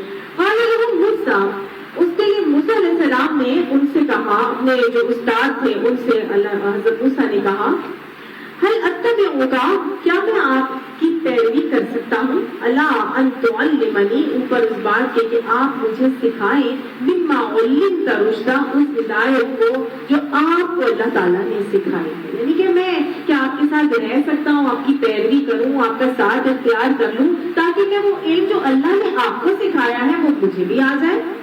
تو استاد سے کیا کیا جا رہا ہے؟ اجازت لی جا رہی ہے نا، استاد سے اجازت طلب کی جا رہی ہے. با ادب با نصیب ہوتا ہے، بے ادب بے نصیب ہوتا ہے. استاد سے اجازت جب تک نہیں لی جائے تب تک علم آپ کے اندر نہیں آ سکتا. کچھ لوگ ہوتے ہیں اپنی کلاس میں بیٹھنا منع کر دیتے ہیں تو اس کے بارے میں ادھر ادھر پھیلانا اور کروانا، ان کو برا بھلا بنانا، اس کی اجازت اسٹوڈنٹ کو نہیں دی گئی. بلکہ کیا ہے، اگر استاد نہیں آپ کو بیٹھنے دینا تو با ادب ہو جائیے اور اب استاد کی بات کو مان لیجیے، اسی میں آپ کی بھلائی ہے. ٹھیک ہے، اور جیسے میں نے آپ کو پہلے بھی بتایا تھا کہ استاد کو جب تک ادب عزت احترام نہیں آتا تب تک علم اندر نہیں گھستا ہے نا. ایک بڑی خوبصورت بات میں نے بچپن میں کبھی پڑھی تھی کہ تم چاہتے ہو کہ تمہاری عزت کی جائے تو اپنے استاد کی عزت کرو. اپنے استاد کی جو عزت نہیں کرتا پھر اس کی بھی عزت نہیں کی جاتی. آج ہمارے معاشرے میں ہمارے بچوں کے اندر استاد کا ادب اٹھ چکا ہے، استاد کی عزت ہی نہیں کی جاتی. اور اس میں بچوں کا قصور نہیں، ہماری ماؤں کا قصور ہے. جس وقت وہ بچہ آ کے یا بچی آ کے اپنی ٹیچر کی کوئی بات ہمیں سناتی ہے اور ہمیں اس کی ایکشنز کر کر کے دکھاتی ہے، مائیں اسی وقت اپنے بچوں کو کیوں نہیں ٹوکتی کہ خبردار اپنے استاد کے بارے میں ایسی بات نہ کریں؟ بلکہ آج تو یہ حالات ہے کہ اسکولوں میں یہ سکھایا جاتا ہے کہ استاد ہوتا کون ہے تمہیں ڈانٹنے والا یا ڈانٹنے والی، جاؤ اور جا کے جو ہے اس کو جا کے یہ سنا کر۔ مختلف اسکول ہیں جہاں پر خاص طور سے یہ ٹریننگ دی جاتی ہے کہ لڑکیاں انڈیپینڈنٹ ہو جائیں، اور مجال ہے تو جو ٹیچر اس کو کوئی بھی بات کہہ سکے، مجال کیسے ہوئی، اور وہ ٹیچرز ان بچوں سے ڈرتے ہیں کہ یہ ہماری کمپلین جا کے کر دیں گے تو ہماری جاب چلی جائے گی۔ آج ہمارے اسکولوں میں کیا دوپٹہ اوڑھنے کو کہتی ہے، وہ ٹیچر بیٹھی ہوئی اور وہ بتا دیں کہ ہم دوپٹہ اوڑھنے کو کہتے ہیں تو آگے سے آگے ہمارے اوپر وہ ہمارے اوپر برسنا شروع ہو جاتی ہے کہ آپ نے ہمیں کہاں کی۔ تو پیرنٹس کی شکایت لے کر آتے ہیں، پھر آ کے مختلف قسم کی سارے معاملات ہوتے ہیں، تو ایسے بچوں میں بھی کہاں سے علم آئے گا؟ آج بھی تو ہماری جو نسل ہے اس کا کیا حال ہوتا جا رہا ہے۔ پہلے آپ دیکھیے ہمارا جو ٹائم تھا جب ہم نے اسکولوں میں پڑھا تھا تو باقاعدہ طور پر اسکولوں کا ایک نظام ہوتا تھا، ایک طریقہ ہوتا تھا، ایک آداب ہوتے تھے۔ آج دوسرے اسکولوں میں نظر ہی نہیں آتے۔ آج وہ او لیولز کی ایک ایسی جنگ شروع ہوئی ہے کہ میں اس سے اچھی اور وہ میرے سے اچھا کیوں بن گیا۔ تو بس یہ والا ایک ایسا سلسلہ چل گیا ہے کہ بچوں کو زیادہ سے زیادہ بولڈ بناتے چلے جاؤ، اور اس بولڈنس میں وہ استاد کا ادب بالکل ختم، اور نتیجتاً وہ آج ہماری وہ نسل زیادہ تر جب بڑی ہوتی ہے تو وہ منشیات کا شکار ہو جاتی ہے۔ ہوتی ہے کہ نہیں ہوتی؟ آپ سب کے سامنے معاشرے کی ایسی دکھتی حیرت ہے، اور اس کی وجہ ہم ہی ہیں۔ ہم اپنے بچوں کو ٹوکتے نہیں۔ آج ہم اگر کچھ گھروں میں استاد کا ادب سکھایا بھی جائے گا تو چلو ٹھیک ہے، اسکول کالج ٹیچرز کو آپ کر لو، ٹیوٹر کی بھی ریسپیکٹ کروا دی جائے، لیکن مولوی صاحب کی کوئی ریسپیکٹ نہیں ہے کہ نہیں؟ مولوی صاحب آ رہے ہیں تو آنے کے بعد بیٹھے ہیں، وہ بابا صاحب اٹھ رہے ہیں، وہ 2 گھنٹے 10 منٹ وہ آتے ہی بیچارے آدھے گھنٹے کے لیے مشکل سے بس 10-15 منٹ وہ بچہ جو ہے وہ کارٹون دیکھ رہا ہے، وہ کھانا کھا رہا ہے، وہ اٹھ نہیں رہا۔ کیسی باتیں ہیں نا۔ کبھی بھی یہاں پہ ہم نے دیکھ لیا کہ اس شاگرد کہاں جا رہے ہیں؟ استاد کے پاس علم حاصل کرنے گئے تھے۔ حضرت موسیٰ علیہ السلام نے یہ نہیں کہا تھا کہ ٹھیک ہے جو حضرت خضر علیہ السلام سے گئے وہ آ کے مجھے علم سکھا دیں، میں ان سے ٹیوشن کر لے لیتا ہوں۔ نہیں، اللہ نے کیا کہا تھا؟ جاؤ فلاں جگہ پر۔ گویا استاد کے پاس جانا جاتا ہے۔ آج استاد اٹھ کے گھر میں بھی آ جاتے ہیں اور پھر بھی ان کی عزت نہیں کی جا رہی ہے کہ نہیں؟ کتنی ضرورت ہے نا کہ ہم اپنے بچوں کے اندر یہ باتیں رکھیں، سمجھائیں کہ استاد کی عزت بہت ضروری چیز ہے، نہیں تو نہ تمہاری آگے عزت ہوگی اور نہ ہی تمہارے اندر علم گھسے گا۔ کچھ لوگ ایسے امریکہ کی بہت ہی بڑی یونیورسٹی تھی، جان ہاپکنز میں شاید، تو وہاں پر ایک شخص تھے جن کے بارے میں مجھے پتا چلا کہ وہ پاکستان کے ٹرین ہو کے وہاں پر گئے اور انہوں نے وہاں پہ اپنی اسٹڈیز آگے کی کمپلیٹ کی۔ وہاں اسٹڈیز کمپلیٹ کرنے کے بعد ان کو وہیں پر انہوں نے جاب دے دی۔ جب انٹرویو اور جاب ان کی انٹرویو تھا، ان کو جاب مل گئی تو پھر بعد میں ان سے باتوں میں پوچھا ہے انہوں نے کہ آپ نے اتنے سالوں کو چھوڑ کے آپ نے مجھے کیوں جاب دی؟ یہاں پر بہت سارے لوکلز بھی تھے، تو I am the only one who is Pakistani, اور آپ نے مجھے جاب دے دی، تو میں اس کی وجہ پوچھ سکتا ہوں؟ تو وہ اب وہاں پہ کتنے سالوں سے پڑھا رہے ہیں اور بہت اولڈ ایج ہو چکے ہیں، اپنی ساری عمر انہوں نے وہاں لگا دی اور انہوں نے زندگی کا یہ جوڑ دیا تھا کہ میں جس ملک سے آیا تھا وہاں مجھے استاد کی رسپیکٹ سکھائی گئی تھی اور اس ملک میں استاد کی رسپیکٹ نہیں تھی۔ صرف یہ ایک واحد چیز تھی کہ وہ جو انٹرویو لینے والے تھے انہوں نے یہ کہا کہ ہم نے تمہیں جاب اس لیے دی تھی کہ جس وقت ہم آئے، جب تمہیں ہم نے نیا دیکھا تھا نا تو ساری کی کلاس بیٹھی رہتی تھی، تم میرا پین گرا تھا تو تم نے اٹھا کے وہ پین مجھے دیا تھا۔ سمجھ آئی آپ کو؟ تو یہ وہ باتیں ہیں جو انسان کو کہاں سے کہاں پہنچا دیتے، ہم چھوڑ ہی دیتے، ہم بھول ہی جاتے۔ یہاں پر بتایا جا رہا ہے کتنی ادب اور کتنی احترام اور کتنی پیار سے وہ لائٹنس سے حضرت موسیٰ علیہ السلام جو ہے وہ اپنے استاد سے علم حاصل کرنے کے لیے اجازت طلب کر رہے ہیں۔ اب ان کے جو استاد تھے حضرت خضر، انہوں نے آگے سے کیا کہا؟ وہ آگے سے کہتے ہیں قَالَ إِنَّكَ لَن تَسْتَطِيعَ مَعِيَ صَبْرًا، کہ تم جو ہے نا ہرگز بھی صبر نہیں کر سکتے میرے ساتھ. یعنی تصویر والا معلوم تو بھی خبرا, تم کس طرح سے صبر کر سکتے ہو جس کے بارے میں تمہیں علم ہی نہیں ہے, تم جانتے ہی نہیں اس چیز کے بارے میں, اور تمہارے سامنے جب وہ ہو جائے گی تو وہ تم صبر کر بھی نہیں سکو گے. یعنی ان کی ایک نیچرل انسٹنکٹ بتا دی کہ تم اتنے انکیوزیٹو ہو کہ علم حاصل کرنے کے لیے میرے پاس آئے, اور بہت ساری چیزیں ایسی ہیں جو میں کروں گا, اور تمہیں ان باتوں کی حقیقت نہیں پتا ہوگی کہ کس حکمت کی بنا پہ میں نے یہ کام کیا, تو پھر تم فوراً میرے سے پوچھو گے, تم صبر کر ہی نہیں سکو گے. یعنی ان کو پتا تھا کہ یہ کمی اس کے اندر ہوگی. تو وہ استاد جو ہوتا ہے نا, اپنے شاگرد کو دیکھتے ہی پہچان جاتا ہے کہ میرا شاگرد کتنے پانی کا ہے, یہ کیا کر سکتا ہے کیا نہیں کر سکتا. تو لہٰذا اگر استاد جوتیاں صحیح کرنے پر بھی لگا دے تو شاگرد کو کیا چاہیے کہ وہ جوتے سیدھے کرے, اور جب جوتے سیدھے کرتے ہیں تو پھر ہی وہ اس قابل بنتے ہیں کہ واقعی وہ استاد کا علم اپنے اندر سمونا شروع ہو جائے. اب انہوں نے کہا کہ کیسے صبر کر سکتے ہو, کہ موسیٰ نے آگے سے کیا کہا, قالا موسیٰ علیہ السلام فرمانے لگے ستجدنی انشاءاللہ صابرا, ان قریب آپ مجھے انشاءاللہ صابر ہی پائیں گے. گویا انشاءاللہ کون کہہ رہا ہے؟ حضرت موسیٰ. انبیاء کی زبان سے انشاءاللہ ہمیشہ نکلتا تھا. یہ آپ صلی اللہ علیہ وسلم سے بشری کمزوری کی بنا پہ بھول چوک کی وجہ سے انشاءاللہ نہیں نکلا تو فوراً پکڑ ہو گئی تھی, اور اللہ نے طریقہ سکھا دیا تھا. دین ایک ہی ہے, سارے انبیاء ہمیشہ فیوچر کے کاموں کے لیے کیا کہتے تھے؟ انشاءاللہ. تو مجھے آپ کو پہلے بھی سکھایا گیا کہ فیوچر کا کوئی کام کرنا ہے تو انشاءاللہ ضرور ہی کہنا ہے کہ آپ مجھے یقیناً انشاءاللہ ثابت ہی پائیں گے, ورنہ آفی لگا امرا, اور میں آپ کی کسی بھی بارے میں نافرمانی نہیں کروں گا. تو شاگرد کو, اچھے شاگرد کو اپنے استاد کی نافرمانی نہیں کرنی چاہیے. قالا کہا فإن اتبعتنی, بس اگر تم میری پیروی کرو گے, میرے ساتھ میں آپ کی نافرمانی نہیں کروں گا. تو کہتے ہیں کہ اگر تم میرے ساتھ چلنا چاہتے ہو تو فلا تسألنی, بس تم سوال نہیں کرنا پھر مجھ سے, عن شیء, کسی چیز کے بارے میں, حتی احدث لک منہ ذکرا, حتی کہ میں ہی تم سے اس بات کا ذکر نہ کر دوں. گویا سوال جب پوچھنے سے حضرت نے حضرت موسیٰ علیہ السلام کو منع کر دیا. ٹھیک ہے, شاگرد کا یہ کام ہے کہ وہ خواہ میں پوائنٹ لیس اور سلی کوشچن اپنے استاد سے نہیں کرے گا, صبر اور تحمل سے بیٹھ کے اپنے استاد کی بات سنے گا.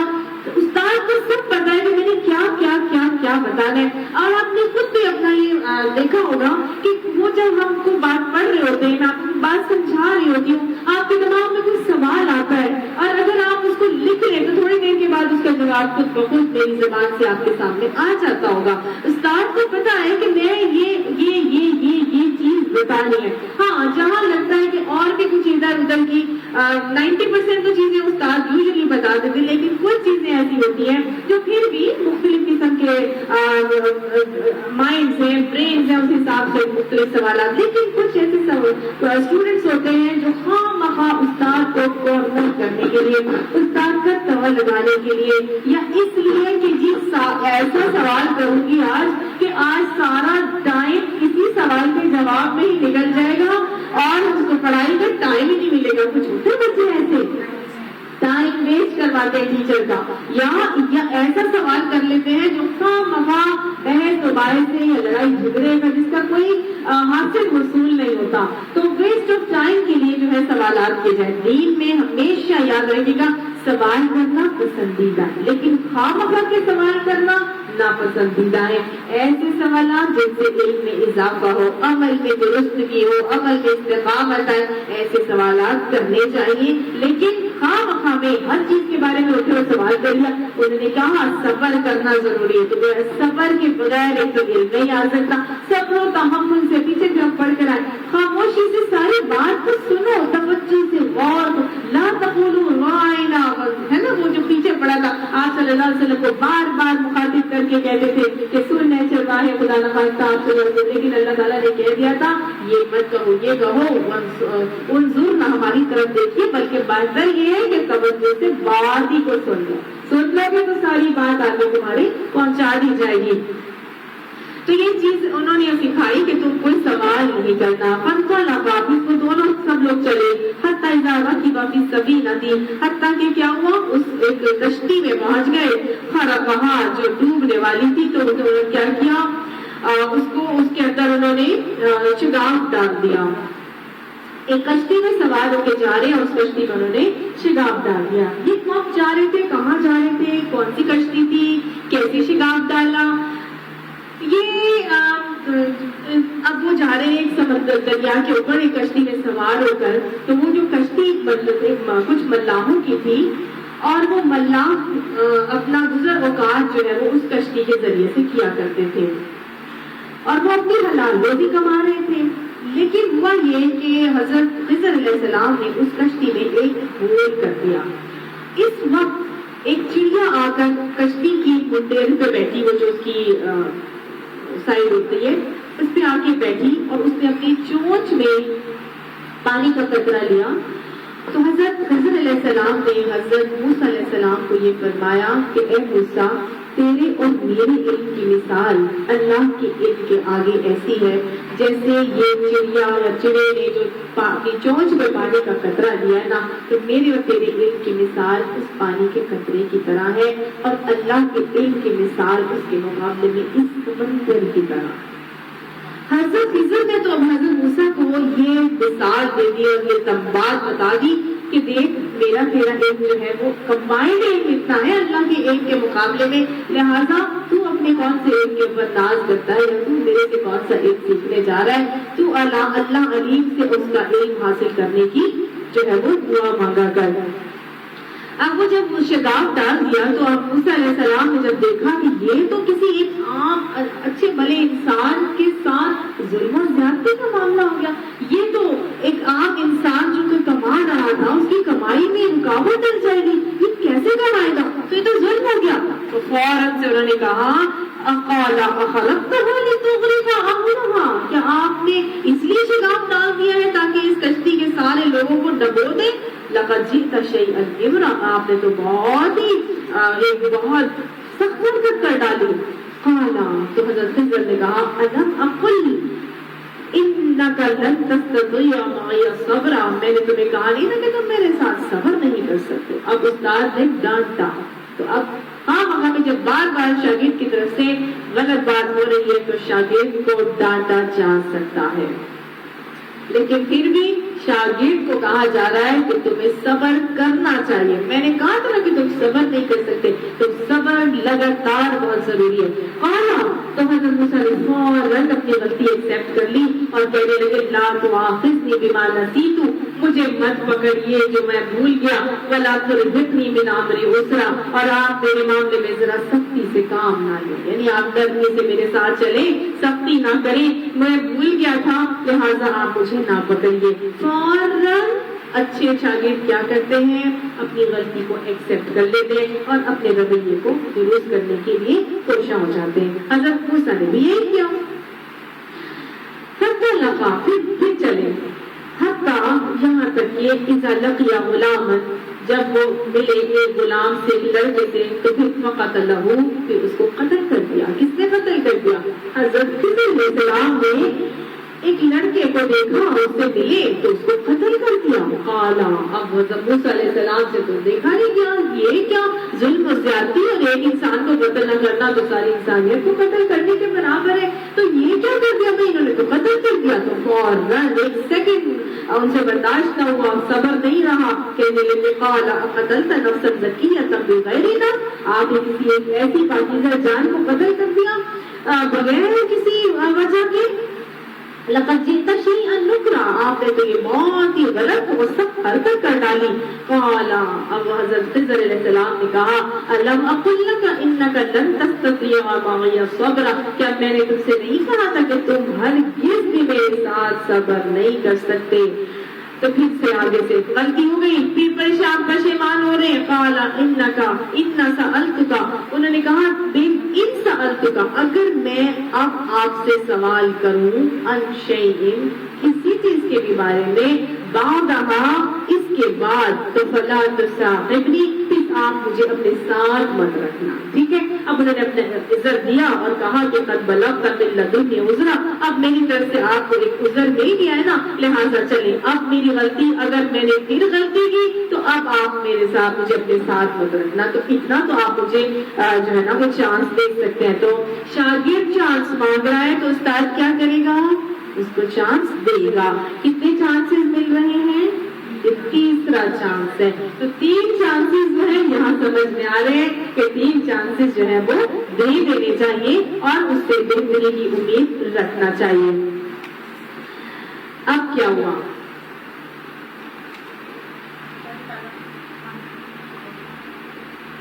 اب ہوا یہ کہ فن پر لگا، اب پھر وہ لوگ چلے حتی اذا اتیا اہل قریۃ، جب یہاں تک کہ وہ پہنچے اہل قریہ کے پاس۔ کون ہے اہل قریہ؟ ایک بستی والے ہیں، ایک بستی میں پہنچے۔ مستطعما اہلہا، انہوں نے طلب کیا کھانا ان کے رہنے والوں سے، بھوک لگی تھی، کب سے چل رہے ہیں، کھانا شانا ان کے پاس تھا نہیں، بھوک لگ گئی، تو اس کی بستی والوں سے انہوں نے کہا آپ ہمارے کو کھانا شانا دے سکتے ہیں؟ فَأَبَوْا، تو ان سب نے کیا کیا؟ بستی والوں نے ابا، کس کو کہتے ہیں؟ انکار کر دیا۔ تو اباؤ کا کیا مطلب ہے؟ ان سب بستی والوں نے انکار کر دیا کسی سے ایُضَیِّفُوهُمَا، کہ وہ ان کی ضیافت کرے۔ ان کی ضیافت سے بستی والوں نے انکار کر دیا، نہیں ہم آپ کو کوئی چیز نہیں دے سکتے، ہم کیوں بھائی آپ کو کھانا کھلائیں؟ مہمان نوازی تو انبیاء کی سنت ہے، بہترین عمل ہے، اللہ کے ہاں پسندیدہ عمل، لیکن وہ بستی والے ایسے تھے کہ انہوں نے ان کی ضیافت سے انکار کر دیا۔ پھر کیا ہوا؟ اب وہ لڑتے ان سے کہ آپ نے تو ہمیں کھانا نہیں دیا، آپ لوگ کتنے ظالم ہیں اور کیا ہے، لیکن نہیں، ان کا کام کیا ہے؟ فَوَجَدَ فِيهَا جِدَارًا، پھر انہوں نے پائی وہاں پر اس بستی میں ایک دیوار، یرید، وہ چاہتی تھی ان ينقضا، کہ وہ ٹوٹ جائے، فاقامہ، بس اس کو اس نے درست کر دیا۔ حضرت خضر علیہ السلام نے ایک دیوار دیکھی اس بستی میں جو گرنے والی تھی، لیکن حضرت خضر علیہ السلام نے یہ نہیں کہا تم لوگوں نے تو ہمیں کھانا نہیں دیا، ہماری ضیافت بھی نہیں کی، ہم نے حالانکہ تم سے مانگا بھی تھا، لیکن ہم کیوں تمہارے لیے اچھا کام کریں؟ نہیں، کیا کر دیا؟ اس کو درست کر دیا، اس دیوار کو تعمیر کر دیا۔ حضرت موسیٰ علیہ السلام سے اب پھر برداشت نہ ہوا، یہ کیا بھائی انہوں نے آپ کے ساتھ برا کیا، آپ ان کے ساتھ پھر اچھا کیے جا رہے ہیں، کہاں وہ لوگ برا نہیں کر رہے تھے، آپ ان کے ساتھ برا کر رہے تھے، یہاں لوگ برا کر رہے ہیں، آپ ان سے اچھا کر رہے ہیں، تو ان سے صبر کا ہوا۔ حضرت موسیٰ علیہ السلام بے صبرے نظر آ رہے ہیں، یہاں پہ آ رہے ہیں نا نظر۔ قالا، تو حضرت وہ کہنے لگے لو شئت لاتخذت علیہ اجرا، اگر آپ چاہتے تو ان لوگوں سے اس کے لیے اجر لے سکتے تھے، کوئی مزدوری وغیرہ لے سکتے تھے کہ اس دیوار کے بنانے پر وہ آپ کو کوئی اجرت وغیرہ دے دیتے۔ استاد کو کیا کیا جا رہا ہے؟ کنٹینیوسلی پوائنٹ آؤٹ کیا جا رہا ہے، ٹوکا جا رہا ہے، ان کے رویے پر کرٹیسائز کیا جا رہا ہے۔ یہ اچھے شاگردوں کا طریقہ نہیں ہوا کرتا، ٹھیک ہے۔ اب استاد نے کیا کہا؟ کہا ظاہر استاد کی اب بس ہو گئی، اب استاد نے کہا ھذا فراق بینی و بینک، یہ میری اور تمہاری درمیان اب جدائی ہو جائے گی، میں اور آگے تم نہیں چل سکتے، سأنبئک، اب میں اور تمہارے بالکل ختم، میرا اور تمہارا آگے کا سفر ختم۔ اب جب ختم کیا تو پھر اس اچھے استاد کو کیا چاہیے کہ جو ہاں جی وجہ بیان کرے، جن باتوں پر اس کو کریونگ ہو رہی تھی، اس کو پرابلمز ہو رہی تھی، جو اس کو صبر نہیں ہو رہا تھا، اس کی وجوہات بھی بتائی جائے۔ کچھ لوگ ہوتے ہیں اسکولوں میں، ان کو اسکول سے نکال دیا جاتا ہے، بغیر کچھ کیے سیٹسفائی کرنا ضروری ہے، ٹھیک ہے۔ اب حضرت موسیٰ علیہ السلام کو سیٹسفائی کیا جا رہا ہے اور کہا جا رہا ہے سأنبئک، قریب اب میں تمہیں بتاؤں گا کیا، بتأویلی، ان باتوں کی وجہ، ما لم تستطیع علیہ صبر، جس کے اوپر تم صبر نہیں کر سکے، یعنی جن باتوں پر تم صبر نہیں کر سکے تھے، میں اب ان تمام باتوں کی حقیقت تمہیں بتاتا ہوں۔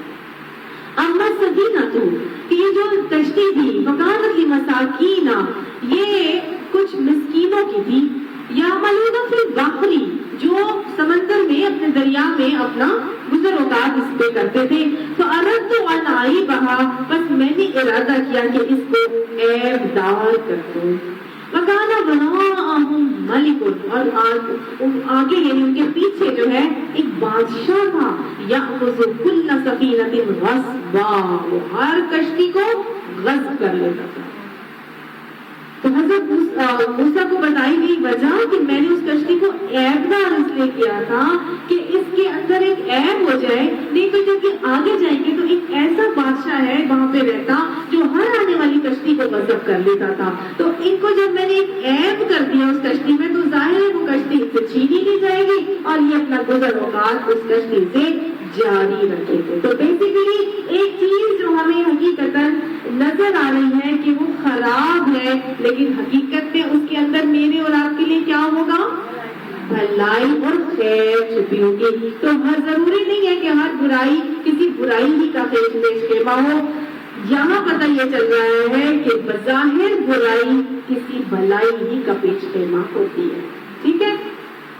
وَأَمَّا الْغُلَامُ، اور وہ جو غلام جو وہ لڑکا تھا، فَكَانَ أَبَوَاهُ مُؤْمِنِينَ، بس تھے اس کے جو والدین مومن تھے، فَخَشِينَا، بس ہمیں ڈر آیا، أَن يُرْهِقَهُمَا طُغْيَانًا وَكُفْرًا، یہ کہ وہ اپنی سرکشی اور کفر سے ان کو تنگ کرے گا، اپنے والدین کو تنگ کرے گا۔ والدین کیسے تھے؟ مومن تھے۔ تو اس لڑکے کو جو میں نے قتل کیا تھا وہ اس لیے کیا تھا کہ اس کے والدین مومن تھے، اور مجھے یہ اندیشہ لاحق ہوا کہ یہ بچہ بڑا ہو کے اپنی سرکشی اور اپنے کفر سے والدین کے لیے بے عزتی کا باعث بنے گا، ان کے لیے ان کی آنکھوں کی ٹھنڈک کی بجائے ان کے لیے ان کو تنگ کرنے کا باعث سبب بنے گا۔ تو اردنا، بس چاہا ہم نے، یہ ارادہ کیا ہم نے، ان یبدلہما ربہما، یہ کہ بدل دے اس کے ان والدین کے لیے ان کا رب خیرا منہ، ایک بہتر اولاد سے، وَذَكَرَتَهُ وَأَقْرَبَ الرَّحْمَةِ، جو پاکیزہ بھی ہو اور رحم کے حوالے سے زیادہ قریب بھی ہو، یعنی صلہ رحمی بھی جس سے متوقع ہو، رحم کے رشتوں کو بھی وہ پاس رکھنے والا ہو۔ تو انہوں نے یہ کہا کہ رہا وہ لڑکا جو اس کے والدین مومن تھے، ہمیں اندیشہ یہ ہوا کہ یہ لڑکا اپنی سرکشی اور کفر سے ان کو تنگ کرے گا، اس لیے ہم نے چاہا کہ ان کا رب اس کے بدلے کو ایسی اولاد دے جو اخلاق میں بھی اس سے بہتر ہو اور جس سے صلہ رحمی بھی زیادہ متوقع ہو۔ اب عمل جدار، اور وہ جو دیوار تھی اس کا معاملہ کیا بتایا؟ فکانا لغلامین، بس وہ تھی دو لڑکوں کی۔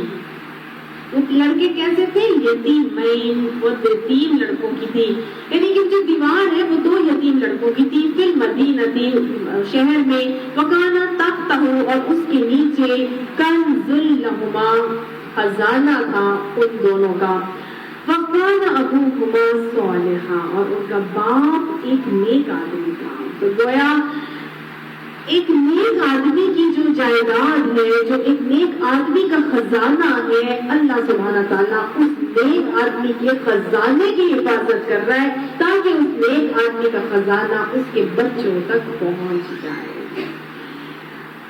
اور کب پہنچے؟ کہ جب یہ بڑے ہوں گے تو پھر یہ خزانہ اس کے اندر سے نکال لیں گے۔ تو اصول ایک اور سمجھ میں آیا کہ اللہ سبحانہ تعالیٰ نیکوں کی دنیا سے جانے کے بعد ان کی جائیداد، ان کے مال کی حفاظت کرتا ہے اور ان کی نیک اولادوں تک ضرور پہنچاتا ہے۔ رحمتم من ربک، فاوعدا، بس میں نے یہ ارادہ کیا کہ رب تیرا ان یبلغ اشدہما، یہ وہ پہنچ جائے اپنی جوانی کو، ویستخرج کنزہما، اور وہ نکال لے اس میں سے اپنے خزانے کو۔ رحمت من ربک، ایک رحمت ہے تیرے رب کی طرف سے، وما فعلتہ عن امری، اور یہ کچھ میں نے اپنی طرف سے نہیں کیا، ذالک تعویل، یہ باتیں کی حقیقت ہے، ما لم تستطیع علیہ صبرا، جن کے اوپر تم صبر نہیں کر سکے تھے۔ گویا انہوں نے ریزن سارا بتا دیا کہ یہ تیرے رب کی رحمت کی وجہ سے ہوا تھا، یہ میں نے سب کچھ اپنی طرف سے نہیں کیا تھا۔ حضرت خضر علیہ السلام نے یہ کتنے بڑے بڑے کام کیے، کون تھے یہ؟ تو کچھ روایات آتی ہیں، کچھ کہتے ہیں یہ نبی تھے، کچھ کہتے ہیں یہ ولی اللہ تھے، کچھ کہتے ہیں یہ فرشتہ تھے۔ تو یہ کیا تھے؟ نبی اس لیے نہیں تھے کیونکہ انبیاء کا علم ایک جیسا ہوتا ہے۔ تو اللہ نے تو حضرت موسیٰ علیہ السلام کو کہا تھا جاؤ اور اس سے جا کے علم حاصل کرو، گویا ان کا علم زیادہ تھا ان سے۔ تو وہ یہ نبی نہیں تھے. ٹھیک ہے. اب یہ ولی اللہ تھے تو ولی اللہ بھی اس لیے نہیں تھے کیونکہ کسی انسان کو قتل کرنے کا اختیار اللہ نے کسی انسان کو نہیں دیا. ٹھیک ہے. تو ولی اللہ بھی نہیں ہو سکتے. اور ولی اللہ تو اپنی طرف سے فیض دوسرے کو پہنچاتے ہیں, وہ اس کے لیے کوئی ظلم و زیادتی کا معاملہ تو کر ہی نہیں سکتے, اور قتل تو بہت دور کی بات. پھر یہ فرشتہ تھے تو زیادہ تر روایات جو ہے وہ فرشتے کے اوپر آتی ہیں. زیادہ تر جو علماء اور جو محققین اور مفسرین ہیں وہ یہ کہتے ہیں کہ حضرت خضر علیہ السلام جو ہے وہ فرشتہ تھے, اور یہ اللہ تعالیٰ کی طرف سے بھیجے گئے تھے لوگوں کی بھلائی کے کام انجام دینے کے لیے ایک انسانی شکل میں. اسی طرح سے جس طرح سے حضرت موسیٰ علیہ السلام کی والدہ کے پاس کون آیا تھا؟ فرشتہ انسانی شکل میں. حضرت عیسیٰ علیہ السلام کی والدہ کے پاس انسانی شکل میں. موسیٰ علیہ السلام کی تو والدہ کے دل میں خیال آیا تھا نا, حضرت عیسیٰ کی والدہ کے پاس, حضرت مریم کے پاس ایک انسانی شکل میں. اس کے علاوہ حضرت لوط علیہ السلام کے پاس جو بھیجے گئے تھے فرشتے وہ بھی انسانی شکل میں. حضرت ابراہیم علیہ السلام کے پاس آئے فرشتے وہ بھی انسانی شکل میں, جو بنا ہوا بچڑا نہیں کھا سکتے تھے. حضرت حضور صلی اللہ علیہ وسلم کے پاس حضرت جبرائیل علیہ السلام انسانی شکل میں آئے, اور باقاعدہ حدیث جبرائیل آتی ہے کہ وہ باقاعدہ دین سکھانے کے لیے آئے تھے. مل احسان مل ایمان ہے نا. تو وہ جو فرشتے ہیں اللہ سبحانہ تعالیٰ ان کو انسانی شکل میں بھیجتا ہے لوگوں کی ہدایت کے لیے, ان کی اصلاح احوال کے لیے, ان کی مدد کے لیے. اور کہا جاتا ہے کہ حضرت خضر علیہ السلام کو اللہ سبحانہ تعالیٰ نے اس فرشتے کو اللہ تعالیٰ آج تک بھی لوگوں کی مدد کے لیے بھیجواتے ہیں. ٹھیک ہے. تو اس واقعے سے مجھے اور آپ کو کچھ اصول سمجھ میں آتے ہیں. ایک تو یہ کہ پہلا اصول جو ہمیں یہ سمجھ میں آتا ہے وہ تو یہ کہ اللہ سبحانہ تعالیٰ نے اس قصے سے مجھے اور آپ کو زندگی کی حقیقت کے حوالے سے کچھ اصول اور طریقے سمجھائے کہ ہمارا ان جو مشکلات یا آزمائشیں یا کوئی ایسی باتیں آئیں زندگی میں تو اس میں ہمارا رویہ کیا ہونا چاہیے. ان تین واقعات میں پہلے میں ایک کشتی عیبدار ہو گئی تو وہ عیب ہونا بھی بیسیکلی ایک خیر کا اجتماع ثابت ہوا. دوسری چیز میں کیا ہوا کہ جب ایک قتل کر دیا گیا, بظاہر دیکھنے کو یہ بہت بڑا عمل تھا کہ کسی والدین سے اس کی اولاد چھین لی جائے, لیکن حقیقت بھی اللہ تعالیٰ نے اس کے عوض ان کو ایک بیٹی عطا فرمائی تھی جو کہ بہت بڑی جو ہے نا وہ دین کی علم بردار بنی. تو وہ اللہ سبحانہ تعالیٰ اگر ایک چیز ہم سے لیتا ہے تو بظاہر وہ ہمیں لگتا ہے کہ شاید ہمارے لیے کوئی ظلم اور زیادتی کا معاملہ ہو گیا, لیکن حقیقت میں اللہ کی طرف سے اس میں ہمارے لیے خیر پوشیدہ ہوتی ہے. اس کا نام میں آپ کو بعد میں بتا دوں گی, اس کو میرے ذہن میں نہیں آ رہا. تو گویا دنیا کے اندر کبھی بھی کوئی فکر آئے, کوئی غم آئے, کوئی پریشانی آئے, کوئی مصیبت آئے, کوئی تکلیف آئے, کوئی ٹینشن آئے, کچھ بھی آ جائے, کوئی چیز چھن جائے ہم سے, کسی بھی قسم کی ٹینشن والی کرائسس سے ہم اگر گزر رہے ہوں تو مجھے اس کو فیس کرنے کا طریقہ یہاں پہ سکھایا جا رہا ہے. ٹھیک ہے. کیا کرنا ہے, یہ سمجھ لینا ہے کہ ہوتا وہی ہے جو اللہ چاہتا ہے, اس کی بغیر پرندہ پر بھی نہیں مار سکتا. جو اللہ چاہتا ہے اس کو کرنے کے اسباب وسیلے وہ خود ہی پیدا کر دیتا ہے. ٹھیک ہے. واللہ غالب علی امرہ, اللہ اپنے اعمال کے اپنے حکموں پر غالب ہے. وما تشاءون الا ان یشاء اللہ رب العالمین, تمہارے چاہنے سے کچھ نہیں ہوگا, بس جو اللہ چاہتا ہے وہی ہوتا ہے, اور اس کو کرنے کے اسباب وسیلے وہ خود ہی بناتا ہے. جب اس کے چاہنے سے کوئی غم نہیں آ سکتا, جب اس کے چاہنے سے کوئی خوشی نہیں آ سکتی, جب وہ غم بھیجنے کے وسیلے بھی خود ہی بنا کے اپنی ساری کی ساری فوج کو دشمنوں کو میرے لیے بھیج دیتا ہے, تو یہ سمجھ لینا ہے کہ وہ رب العلیم ہے. سمجھ آ کے اس کے علم میں ہے کہ یہ تکلیف مجھ تک آئی. وہ رب السمیع ہے, وہ سن رہا ہے, جو میری آواز ہوا ہے, جو بھی میں بول رہی ہوں کر رہی ہوں وہ سب چیزوں کو سن رہا ہے.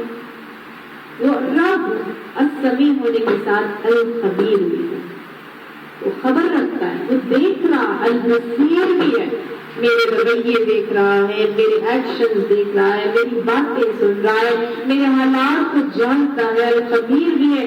جب وہ العلیم بھی ہے، السمیع بھی ہے، الخبیر بھی ہے اور البصیر بھی ہے، تو پھر یہ یاد رکھنا ہے کہ وہ رب الودود بھی ہے، وہ 70 ماؤں سے زیادہ مجھے پیار کرنے والا ہے۔ ایسا ہو ہی نہیں سکتا کہ وہ القدیر رب میرے لیے وہ برا فیصلہ کر دے، اور اگر وہ فیصلہ بظاہر مجھے اپنے حق میں برا بھی نظر آ رہا ہے تو اس بات کا یقین مومن کو ہونا چاہیے کہ وہ رب جہاں القدیر ہے، الودود ہے، تو وہ الحکیم ہے۔ ہر فیصلے میں رب کے میرے اور آپ کے لیے کوئی نہ کوئی حکمت ضرور پوشیدہ ہے، ٹھیک ہے؟ تو میرا اللہ سبحانہ تعالیٰ یہاں مجھے اور آپ کو یہی پیغام دے رہے ہیں کہ تکلیف آئی ہے تو اس کے حکم سے آئی ہے، اس کے علم میں ہے، وہ سب کچھ سن رہا ہے، وہ سب کچھ دیکھ رہا ہے، وہ سب چیزوں کی خبر رکھتا ہے۔ اگر پھر بھی وہ القدیر اور الودود رب مجھے اس میں مبتلا کر رہا ہے تو میرے اور آپ کے لیے اس میں کوئی نہ کوئی حکمت ضرور پوشیدہ ہے، کیونکہ وہ رب الحکیم ہے، اس کا کوئی فیصلہ حکمت سے خالی نہیں ہوتا۔